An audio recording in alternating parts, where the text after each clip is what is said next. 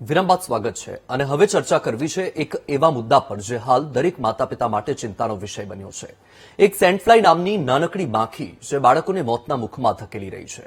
Sandfly માખીના કરડવાથી ફેલાતા ચાંદીપુરા વાયરસના સંક્રમણનો શિકાર વધુ બાળકો બની રહ્યા છે। સાબરકાંઠા, પંચમહાલ અને અરવલ્લી જેવા જિલ્લાઓમાં આ વાયરસના શંકાસ્પદ અને પોઝિટિવ કેસો જોવા મળ્યા બાદ રાજકોટ તાલુકામાં અને સુરેન્દ્રનગરમાં પણ એક બાળકમાં ચાંદીપુરાના લક્ષણ જોવા મળ્યા। હવે ભાવનગરના વલભીપુર તાલુકાના મેલાણા ગામના 6 વર્ષીય બાળકનું ચાંદીપુરા વાયરસથી મોત થયું હોવાની પુષ્ટિ થઈ છે। તો જામનગરમાં પણ શંકાસ્પદ ચાંદીપુરા વાયરસના કારણે એક બાળકીનું મોત થયું છે। ત્યારે ચાંદીપુરા વાયરસના સતત વધી રહેલા કેસ અને મૃત્યુઆંકથી ગભરાવા કે અફવાથી પ્રેરિત થવાના બદલે ચાંદીપુરા વાયરસને સમજીને તકેદારીના પગલાં અને સાવચેતી રાખવી આવશ્યક છે। ત્યારે આ મુદ્દે વિસ્તૃતમાં ચર્ચા કરીશું આ મહામંથનમાં।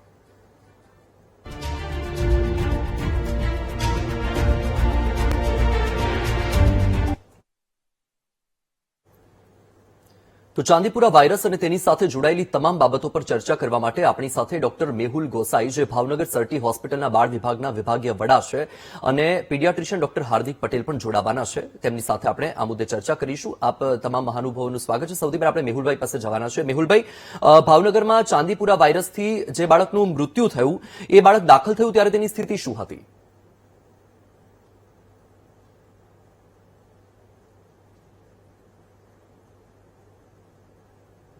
જી નમસ્કાર વત્સલભાઈ। આ બાળક જે છે એ 6 વર્ષનું બાળક ભાવનગર જિલ્લાના વલભીપુર તાલુકાના મેલાણા ગામથી 8 તારીખે વહેલી સવારે 5:40 અમારા બાળકોના વિભાગમાં સરટી હોસ્પિટલ સરકારી મેડિકલ કોલેજ ભાવનગર ખાતે દાખલ થયેલું। આ બાળકને વલભીપુર આરોગ્ય કેન્દ્ર ખાતે પ્રાથમિક સારવાર આપી અને અમારી પાસે મોકલવામાં આવ્યું। ત્યારે એને અતિ સખત તાવ છેલ્લા 2 દિવસથી, ઉલટીઓ શરૂ હતી, બાળક અર્ધ બેભાન જેવું હતું અને એને આંચકીઓ શરૂ થઈ ગઈ।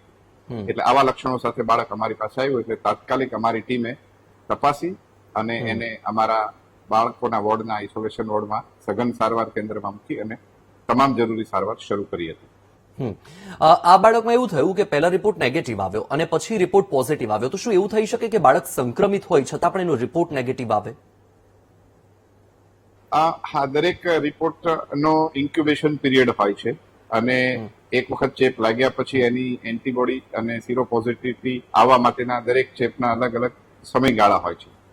એટલે હાલમાં અમારા આ કોલેજ ખાતે માઇક્રોબાયોલોજી વિભાગમાં અમે જે રિપોર્ટ મોકલ્યો હતો, જે RT-PCR દ્વારા મોકલવામાં આવ્યો, એમાં પ્રથમ રિપોર્ટ નેગેટિવ આવ્યો।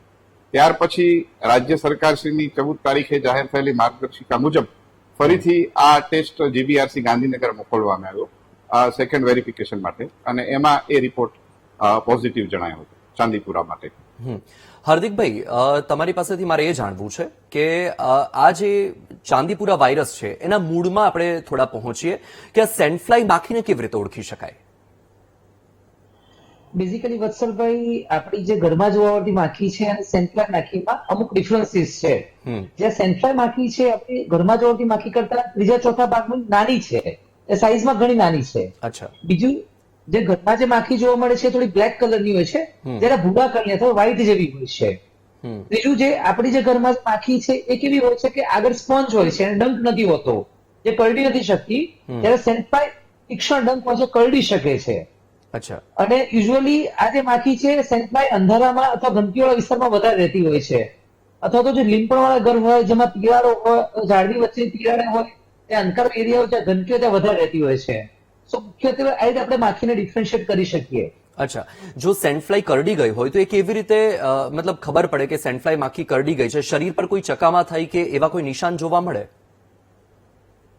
યુઝ્યુઅલી નોર્મલી જે મચ્છર કરડતો હોય છે ને જે રેડનેસ જોવા મળતી હોય છે, સાહેબ લાલાશ લોકલ પાર્ટમાં ડંખની કારણે થતી હોય છે, એ સેમ વસ્તુ આ માખીમાં જોવા મળે, જેમ ટીક બાઇટમાં જોવા મળે એવું સામાન્ય લક્ષણ જોવા મળતું હોય છે। બહુ એક્ઝેક્ટલી ડિફરન્શિએટ કરવું ઘણું અઘરું હોય છે કે મચ્છર કરડી ગયું કે સેન્ડફ્લાય માખી કરડી, જો જેની કારણે ઘણીવાર અમુક વસ્તુ મિસ થતી હોય છે તો કેસીસ મિસ થતા હોય છે। બિલકુલ। મેહુલભાઈ, એવું પ્રાથમિક તબક્કે કેવી રીતે આપણે સમજી શકીએ કે આ જે તે બાળક છે એ ચાંદીપુરા વાયરસથી સંક્રમિત છે?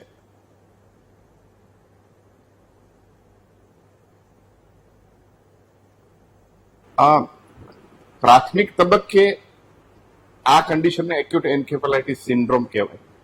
એ જે એના મુખ્ય લક્ષણો અતિ ભારે તાવ આવવો, ઉલટીઓ શરૂ થવી, કોઈ કેસમાં ઝાડા, પેટનો દુખાવો, બાળક અર્ધ બેભાન કે કોમામાં સરી જાય અને આંચકીઓ શરૂ થઈ જાય.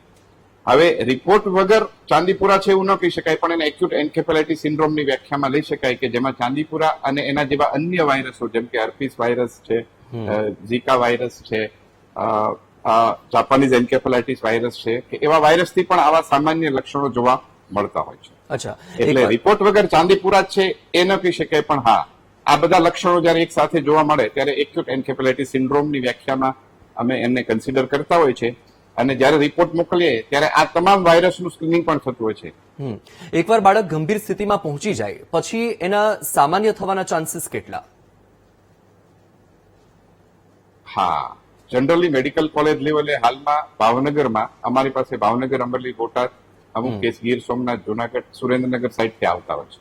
એટલે મોટાભાગે ક્રિટિકલ કન્ડિશનમાં આવતા હોય છે. પણ આવા કેસમાં પણ 40 થી 50% કેસમાં અમે ઝડપથી સઘન સારવાર આપીએ, યોગ્ય સારવાર આપીએ તો બાળક બચવાની સંભાવના રહેતી હોય છે.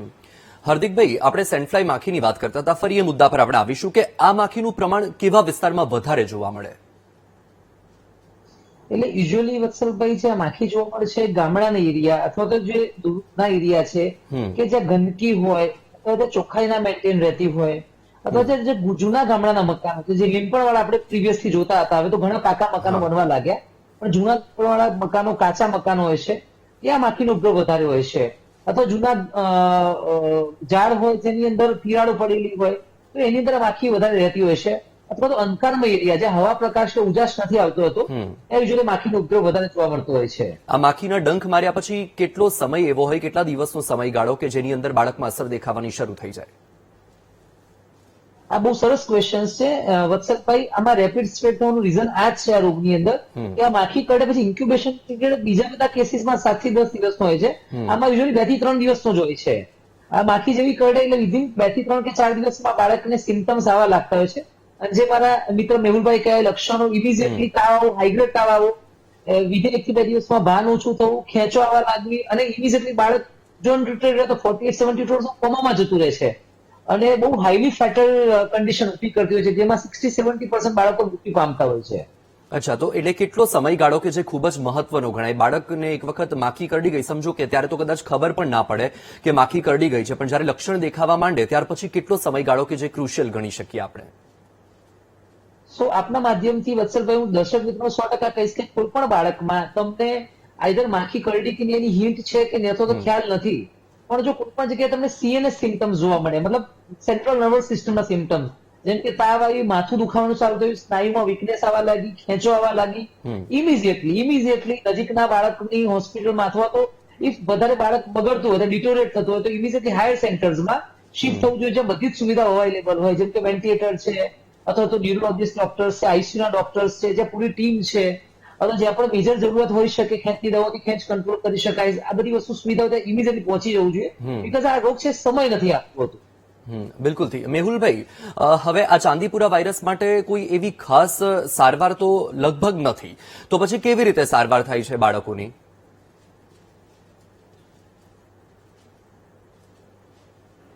વસંતભાઈ, હાલમાં તો ચાંદીપુરાની કોઈ સ્પેસિફિક એન્ટીવાયરલ થેરાપી ઉપલબ્ધ નથી. જે સારવાર આપવામાં આવે છે એમાં તમામ સપોર્ટિવ સારવાર આપવામાં આવે છે, જેમ કે તાવ હોય તો તાવની દવા, આંચકી આવતી હોય તો આંચકી બંધ કરવાની દવા, ઉલટી થતી હોય તો ઉલટી માટેની દવા અને એ સિવાય જે લક્ષણો દેખાય એ પ્રમાણેની દવાઓ આપવામાં આવતી હોય છે. અચ્છા, તો આ જે અને જ્યારે બાળક બેભાન કે અર્ધ બેભાન જેવું હોય અને અમારી ભાષામાં જયારે ગ્લાસગો કોમા સ્કેલ 8 થી નીચે હોય કે જ્યાં બાળકને પોતાનો શ્વાસ લેવામાં મુશ્કેલી પડતી હોય કે બાળક કોમામાં જતું હોય તો એને અમે સઘન સારવાર માટે પીઆઈસીયુમાં રાખી અને કૃત્રિમ શ્વાસોચ્છ્વાસ એટલે કે વેન્ટિલેશન થેરાપી પણ આપતા હોય છે.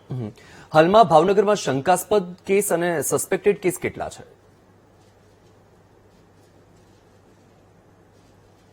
હાલમાં સસ્પેક્ટેડ શંકાસ્પદ કેસ એક છે જે ગઈકાલે વહેલી સવારે દાખલ થયેલું છે, જે ગીર સોમનાથ જિલ્લાનું ઉના તાલુકાના સેંદડી ગામથી આવેલું 5 વર્ષનું બાળક છે અને આ બાળકને પણ તાવ આવ્યો હતો અને બાળક અર્ધબેભાન જેવું હતું અને આંચકી આવી હતી, જેથી બાળકને મહુવાથી અમારી પાસે રિફર કરવાનું હતું. જે દર્દી અત્યારે હાલમાં દાખલ છે આઇસોલેશન વોર્ડમાં, એની સઘન સારવાર પણ અમે શરૂ કરી દીધી છે અને સાયન્ટિફિક પ્રિકોશન્સ અને એવિડન્સ પ્રમાણે અમારી ટીમ એની સારવાર કરી રહી છે અને એના જરૂરી રિપોર્ટ પણ અમે પરીક્ષણ માટે મોકલી આપ્યા છે. હા, બિલકુલ.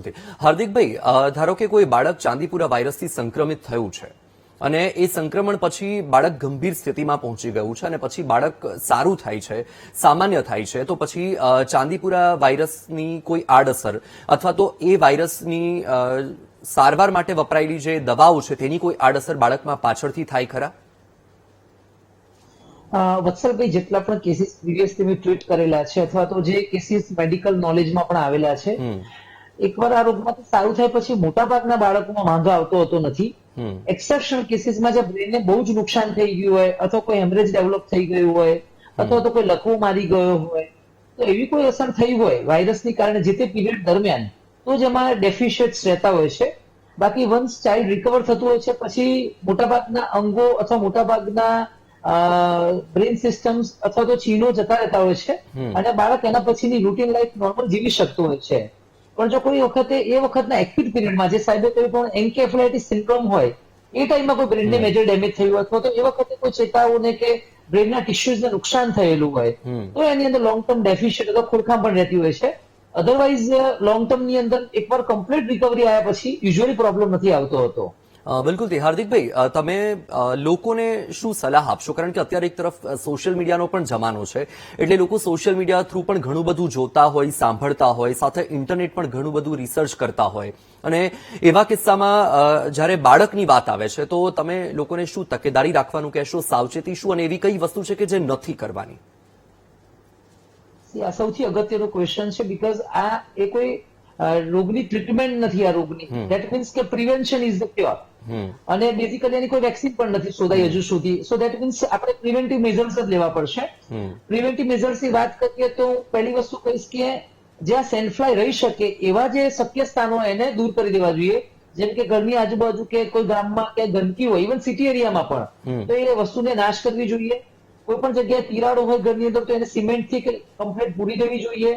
આજુબાજુ ઝાડોમાં નીપણ દેવું જોઈએ. કોઈ અંધારો એરિયા હોય તો અજવાળું કરી દેવું જોઈએ અથવા સનલાઇટ અડી શકે એવું પ્રોવિઝન કરવું જોઈએ. બીજી ઇમ્પોર્ટન્ટ વસ્તુ છે કે બાળકો જેને સેન્ડફ્લાય વેક્ટર તરીકે એક્ટ કરે છે એટલે કરડે તો થવાનું છે. જો ડાયરેક્ટ કોઈને ટચ કરવા દે રોગ થતો નથી. તો જો આ વેક્ટરને જ આપણે દૂર કરી દઈએ, મતલબ સેન્ડફ્લાઇઝને ત્યાં ના રહેવા દઈએ તો આ પ્રોબ્લેમ ક્રિએટ ઓછો કરી શકાય, જેને મેં પ્રિવેન્શન મેજર તમને કહ્યા. બીજી વસ્તુ છે કે બાળકોમાં કરડે છે તો કરડવા ના થાય એના માટે આપણે ફૂલ સ્લીવ કપડા પહેરાવીએ કે બાળકને અડધી બાજુની ટી શર્ટ કરતા ફૂલ બાજુની ટી શર્ટ, ફૂલ પેન્ટ્સ અને સ્લીવ્સ કરાવીએ અને સાથે સાથે એને મોજાને વગેરે પહેરાવીએ અને એમાં અંધારિયા એરિયામાં, જંગલ જેવા એરિયામાં કે જ્યાં ગંદકીઓ એવા થતા અટકાવીએ તો ડેફિનેટલી માખી કરડી જ નહીં શકે અને બાળકને રોગ થઈ જ નહીં શકે. અને ત્રીજી ઇમ્પોર્ટન્ટ વસ્તુ કે જો મોસ્ટલી રેપેડન્ટ્સ વાપરવામાં આવે, મતલબ કે મચ્છરદાની ને બધું, તો ડેફિનેટલી બાળક સૂતું હોય ને કદાચ માખી આવી જાય તો પણ એ ના કરડી શકે.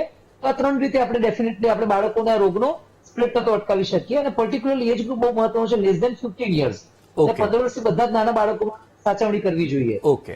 હાર્દિકભાઈ, મેહુલભાઈ, આપ બંને જોડાયા વીટીવી ન્યૂઝ સાથે. આપનો ખૂબ ખૂબ આભાર. તો દર્શક મિત્રો, હાલમાં જ્યાં એક તરફ ચાંદીપુરાના કેસ વધી રહ્યા છે ત્યારે સૌથી અગત્યની વાત એ છે કે અફવામાં ધ્યાન ન આપો અને સાવચેતી રાખો, સતર્કતા રાખો અને ઘરની આસપાસ સફાઈ રાખો. ગંદકીવાળા વિસ્તારમાં બાળકોને ન જવા દો. આ સાથે જ આપણે અહીં પૂર્ણ કરીશું. મને આપશો રજા. નમસ્કાર.